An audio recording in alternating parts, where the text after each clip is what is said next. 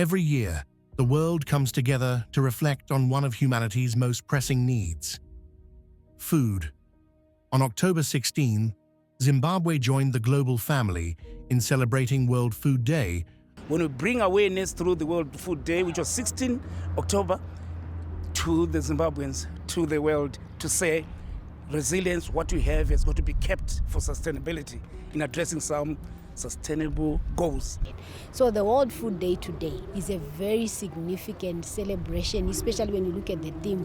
We are looking at how we can be supporting each other so that we're able to produce food and be able to consume food that is healthy. Chikafu chakatinakira muupenyu because tinowana simba rinotibetsera tishande zuva rose. Chikafu chinotipa manutrients anoita kuti muviri wedu ukure zvakanaka. As Zimbabwe faces the impacts of climate change, erratic rains, droughts, and water shortages, the call for climate-resilient food systems grows stronger. Apart from just not having enough food, we have hidden hunger in the country. We have all these non-communicable diseases in the country, with records from last year actually indicating that about 70% of all the deaths that we experience globally are as a result of non-communicable diseases. And most of these are actually associated with food. So if our young people know what they can take for them to actually evade these non-communicable diseases, we feel like we are really on the right pathway.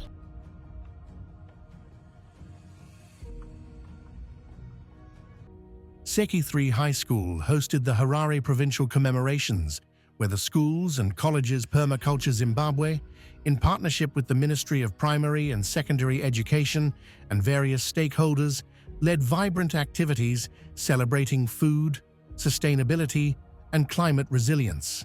We want you to go home and be able to source those foods and be able to cook them, because we know that they are good for us. You are the generation tomorrow. That's why we are working with you young people, so that you can understand the importance of eating your own food. Nasi muno rine 80 years rapembererwa zuva iroro richitarisa nyaya yenzara, nyaya yenhamo, nyaya yeclimate change yanga ichitaurwa iyi. Matambudziko mazhinji ari kuwanika. Totenda Mwari ambotsemura ningitendeyo. Anga aida kuti anyatsotiratidza masimba ake tiri pasi pemiti. Miti yakaita sei? Yakakosha. Mwari ane masitaira ake.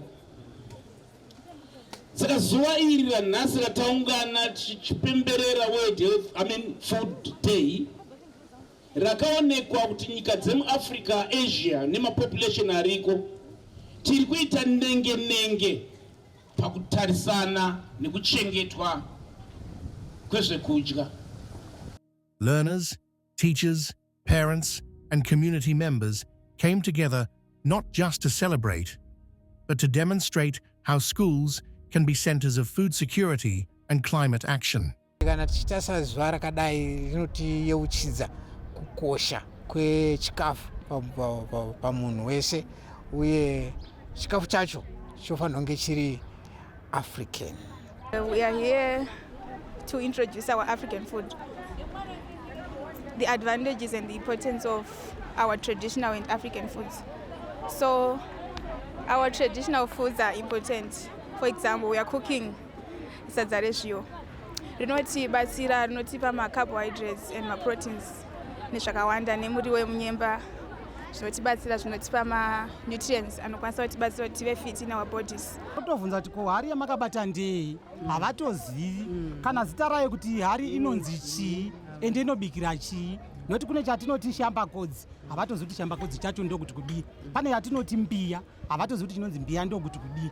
Saka vana vanga vachitovunza. Saka ndatenda zvikuru kwazvo kuti kuungana nokusanganiswa kwataitwa nevana zvinobatsirawo vana vedu kuti vazive, tichivatsanangurira kuti iyo mbiya ndoyo yokubikira chakadai, iyo inonzi hadlana ndoyo yokubikira chakadai, ine maheu inonzi pfuko. Zvose izvo zvavanga vasingazvizivi. Saka tinotenda kuti zuva iro rirambe richingovako richingowanikwa, vana vedu vadzidzi vazive.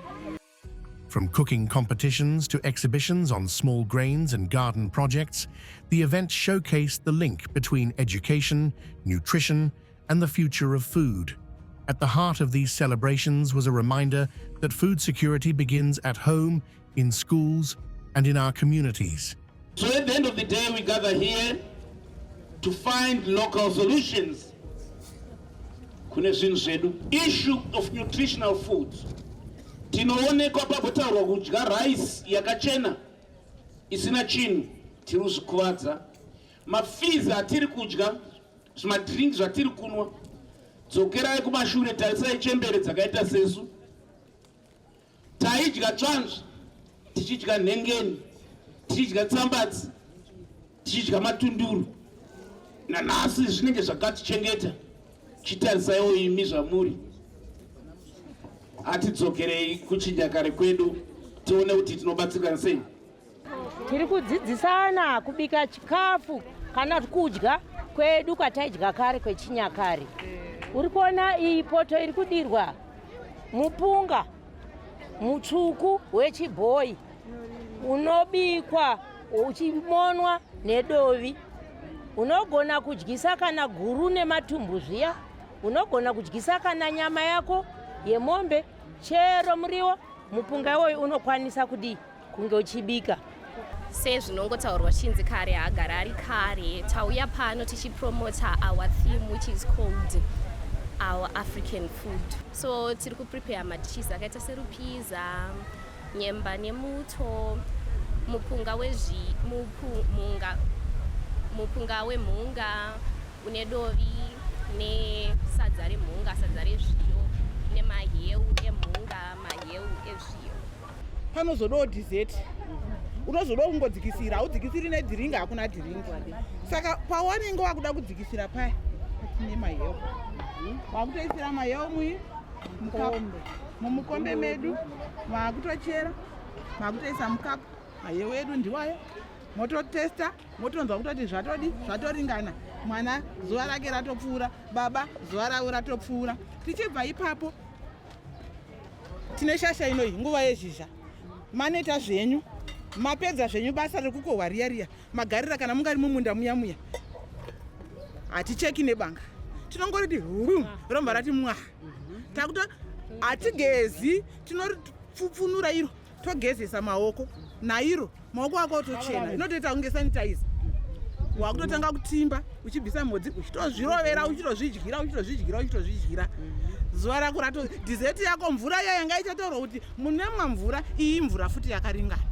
Masau aya handiti munozviziva kuti masau haatapire, anovavira, anoappetizer zvekuti unonzwa kuda kudya nyange dai wangonenzera zviya zvekunzi mwana ari kuramba kudya akadya masau mukanwa make muti zhwa.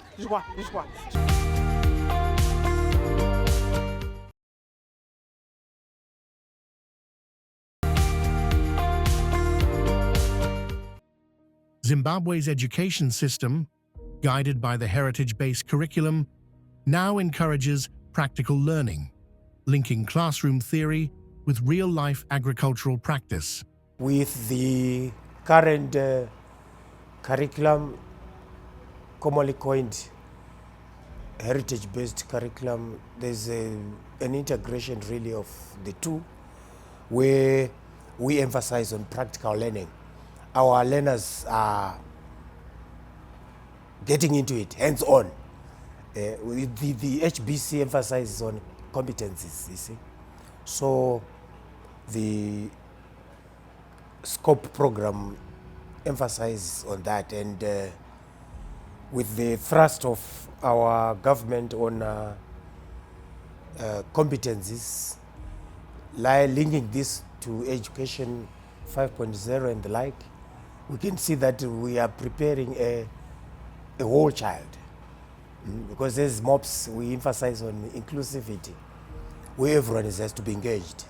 And so we're trying to bring in the eco-pedagogies, the pedagogies that help learners to be able to navigate the challenges of the 21st century, such as climate change, food insecurity, biodiversity loss, water, waste management.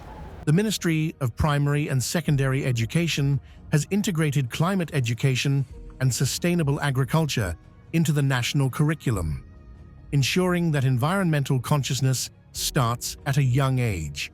It fits well with the heritage-based curriculum, including also soil and environmental conservation, how to produce and keep the environment sustainable for future generations. Learners are even learning issues on climate change. They are learning quite a lot, and to add on to the food security, to food forests, that again assists us on food security issues, poverty reduction in our schools and even in our homes. And when schools are engaged in these projects, we normally say, at times we say nutrition gardens or the like. These are no longer nutrition gardens. They are food forests. They can now not think of increasing levies or fees unnecessarily because they are getting something from sales of this produce. Isusu ku SCOPE tine moto yedu yatoshandisa yekuti grow your own, cook your own and eat your own. Izvi zvazozvireva kuti bika chikafu, rima chikafu chako, ubeke chikafu chako, udye chikafu chako.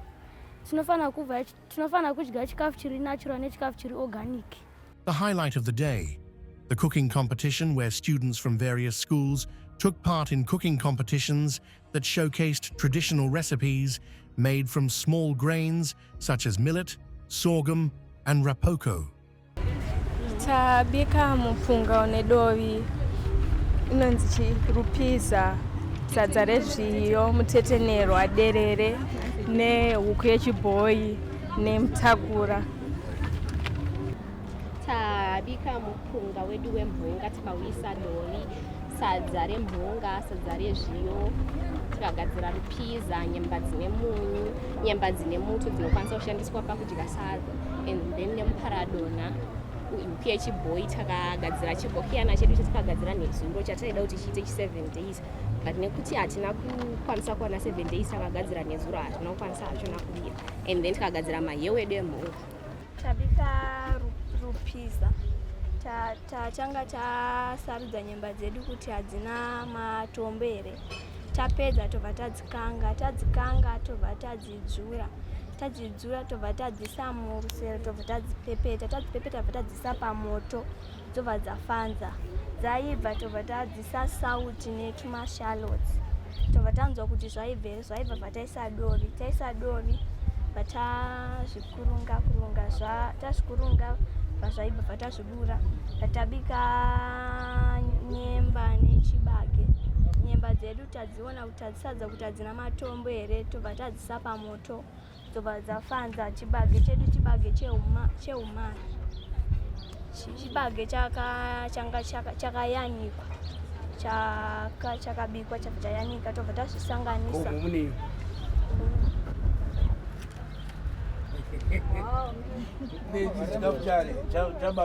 This collaboration between schools and communities strengthens food systems from the grassroots, ensuring that what children learn in school is practiced at home. It gave an opportunity for our learners, and it blended quite well with our curriculum, the heritage-based curriculum, where there is participatory action research from amongst our learners, where they interrogated food areas, and this was punctuated with some drama, poetry, and some other activities, which made the day quite a healthy and exciting one. The prepared food, which was displayed and actually judged, indicated some drive towards diversity and sustainability of African food. And we really appreciate that if this whole thing can be taken by the ambassadors who are school children into their families and homes, definitely we will have a healthy life. Community kuti kubatsira inga batsire zvayo kuti program iitike, asi I think the school itself inofanira kuve iri focal point yekuti vanhu vadzidze. Community ndikutoona community iri kutodzidza from us. Tatina vanga vari panapa vanga vachive community vanga nechikafu chavo chavanga vachibika and vaappreciate zvatatichiitawo, asi chandaona ndechekuti ivo vari kutozviona kuti vanga vakudzokera mumashure. Saka chikafu ichi this program yaita zvakanaka, yatichechutsa tese kuti tizive kuti zvakakosherei kuita My Food is African. Local communities are supporting our schools in a big way, in a very big way, in the sense that the development committees give space to these learners, to these teachers to engage in that, in various agricultural activities, and allowing them to access water points, local water points, so that the schools can use. Yes, the schools, they have their own water points, but at times they go outside to use those water points to irrigate their crops. And even getting technical knowledge from the communities. Mind you, in our communities we have agricultural extension officers, we have health experts. So these are engaged in one way into the schools. And even the traditional leaders to say, we want to grow this type of crop here. Can you assist us? So there's that interaction, that school community engagement is quite meaningful in most cases.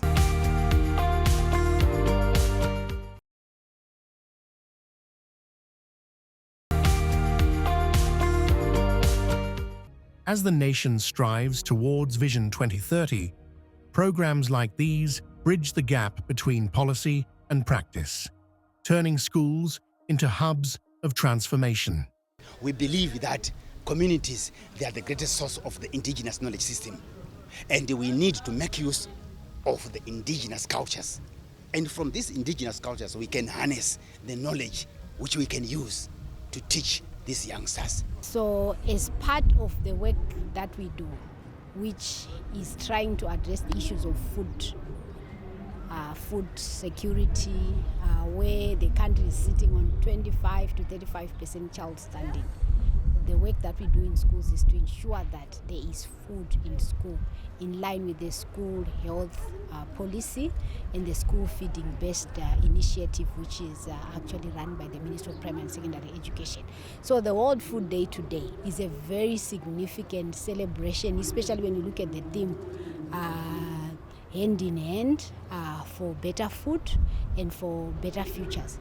We are looking at how we can be supporting each other so that we're able to produce food and be able to consume food that is healthy. The celebrations at Seke 3 High were not limited to students.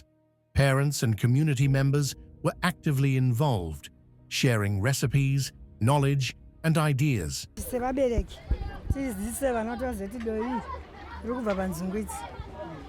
Mwana anokuza doi inogara unotengwa mbodoro vaze tinobva totodzirima nzungwidzi tozoita doi uchitaza doi racho riri kushandei maona kukicheni weduko riri kuti rupiza doi sasadza rine doi mupunga wechibhoyi muono une doi muriwo munyemba tobika une doi kadai tikabika namatemba tinogona kumaisa doi saka doi totori musimboti wekicheni irori kuti kana vana vedu vanofanira kuzati doi ndizovanisa muporiji mamatisa muporiji kupfuwe sadza rewhite chibage tinoisa futi doi saka tangoda kuti tizivisane nevapwere kuti doi rakakosha kudarika mafuta avari kuti ngatibike machips ngatirostei chicken doi rakakosha pane zvese zvatiri kudya paupenyu hwedu. Bazi mukatarisaka ndofunga kwese kwamatenderera uku tine vana vabva kuzvikoro zviri kure, vamwe vanodzidza kumataundi, saka tafara kusanganiswa navo ende vari kurakidza kufara vachidzidza zvinhu zvechivanhu kudarika mabikiro atinoita kudzimba ekubikira pamastovhu. Tatoona vamwe vatachitoshamsikawo kuti vana vabva kuzvikoro zviri kutauni asi vari kusimudza huni vachitobika vachisimudza zvimastovhu zvinotorema. Saka tinongokurudzira kuti chero vabereki ndekupi kwavari kwese pasi rose renyika ngavadzoke kuchivanhu chedu, ngavadzidzise vana chivanhu chedu. Kana isu tiri vabereki tine vana vanodzidza pano, tatobvawo mucommunity kuuya kuzosapota bedzi vana vedu. Tine muriwo wemunyemba uri mudovi. Apa tiri kuda kuti zvinhu zvedu zvisaite mafuta akawanda, nokuda kuti mafuta ndo ari kutikonzeresa mabp, mashuga, mai, hameno, zvirwere zvakasiyana siyana. Saka tiri kutoda kupromota kuti vana vedu vadzokere ikoko, nekuti zvizhinji zvacho tinozvirima, saka zvinofanira kunge zviri tichingogona kuzviitira zvese tichizviwana muno muZimbabwe medu, tichirima muvhu imomo tichingoita zvinhu zvedu. Saka ndosaka tati tipromote vana vedu vagone kudzokera chinyakare chedu uyu mutetenerwa uyu. Apa tine modzi kana kuti nikiti dzakakangwa. Apa tine mutakura wedu wakasanganiswa nyimo nyemba nemumhare. Koya anwiwa redu. Apa tine maheu edu. As the sun sets over Seke 3 High School, the message is clear. Food security begins with knowledge, and knowledge begins in schools. Saka vana vedu vakakurudzirwa vakadzidza vakaziva kuti zvamufushwa nedovi zvabva munda medu marimwa nevabereki vedu izvozvo zvinovabatsira pahealthy wise pautano chaipo. Tikatora mwana ari kugara ari sokuti kumusha nemwana ari munomu bhonzo ravo rakatosiyana nokuti anotokura achitoziva kuti kunodzuriwa zviyo kunodzuriwa kunzungu vanokuya. Vana vedu vanenge vari munhu havatoziva vanongoziva kuti ndoenda kuchikenini ndoenda ani mazona. Saka pahealthy wise chaipo vana vedu vanenge vari muno vanenge vasina kana utano havana kusimba nokuti anongoziva mazepi nedringi hazvina utano. Saka maheu aya zvinhu zvakakosha kuvana vedu zvatinorima toga kwai ufumi hwedu huri muvhura tinodi. Saka nevana vedu vanofanirwa kudzidza izvi vazive izvozvo. I would like to believe that if this information is shared across the board, not only in Zimbabwe, but regionally and internationally, it will benefit quite a lot of other people. It has been a very special day when we bring awareness through the World Food Day, which was 16 October, to the Zimbabweans, to the world, to say, resilience, what we have has got to be kept for sustainability. Saka nekuda kweprogramu iri kuitwa iyi ichabatsira kuti vana vanzwisise kuti zviyo zvinorevei, munga inorevei, nekuti vamwe kumusha chaiko havakuzivi zvinhu izvi zvairimwa kumusha nanhasi zvinorimwa kumusha. Saka iye zvinezvi programu iyi yatibatsira, ichabatsira vana vedu kuti vazive kuti vakare vedu vaiita sei. Zvimwe zvacho vanogona kuzvinzwa muhistory vachingoverenga, asi izvi manje vakunyatsoona kuti izvi zvakakosherei, izvi zvakakosherei. During our meetings with school heads, with school development committee members, we emphasize on that aspect to say SCOPE programs SCOPE programs are really critical in all our schools so that we have a sustainable setup in terms of having food on our table.